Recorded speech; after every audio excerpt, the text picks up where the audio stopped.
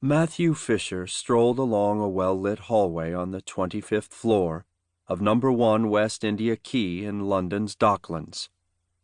The lush, deep pile carpet silenced his footfalls, and there was not a soul around. He favored his right leg as he walked, unable to disguise the hint of a limp, accentuated by the weight of the black leather holdall he carried. Matthew was 6'2", graceful and slender. He cut an impressive, elegant silhouette dressed in a sharp gunmetal gray business suit, crisp pale apricot shirt, and a powder blue tie. His face was angular and boyishly handsome, even though he had passed 30, with a wide, thin-lipped mouth worn in a serious line. His deep-set, heavy-lidded gray eyes glanced wearily at the doorways lining either side of the hall as he walked. Perspiration prickled his skin, and he nervously ran a hand through his chestnut-brown hair to finger-brush it back off his brow. When he came to a door at the end of the hall, he slipped a key card out of his breast pocket, gave a surreptitious glance over his shoulder, and then pressed the key against the card reader slot. The door clicked open. "Hello? Anyone home?" he called out, his warm British voice echoing. When only pin-drop silence greeted him, he quickly slipped inside the apartment and closed the door. Matthew's heart thudded in his chest with a rush of adrenaline racing in his blood. He always got an illicit thrill gaining entrance to an empty property.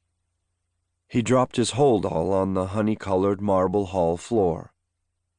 The sound of the heavy contents hitting the surface reverberated in the silence. He stepped to the wall-mounted tablet that controlled the alarm, ambient temperature, lighting, and entertainment system in the apartment, and swiftly tapped in a code to deactivate the alarm. Matthew's phone chirruped in his pocket, and he snuck a hand in to retrieve it. His previously serious-set mouth hitched to a wide, toothy grin on reading a message. He replied, "Thank you, sir. I will carry out my assignment today and send you proof." Then he slipped the phone back into his breast pocket. The apartment had that chemical unlived-in scent, and of course, that was no lie.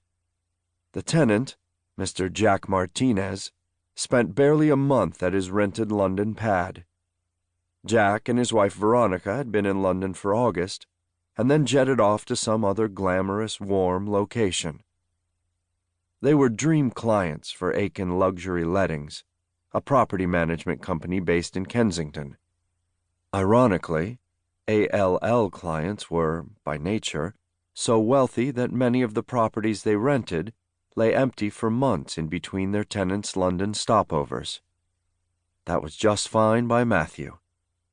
His manager, Raj Chandra, would supply the real estate inspector with a list of homes and keys to each property, and then Matthew's job was to visit the empty mansions and apartments. He was responsible for reporting work that needed delegation to other contractors, interior decorators, florists, gardeners, and domestic staff, and then to ensure it was carried out to the highest of standards so the homes would be ready in time for the client's return. The job paid well, and after a knee injury ended his 10-year dance career, Matthew really didn't have many options.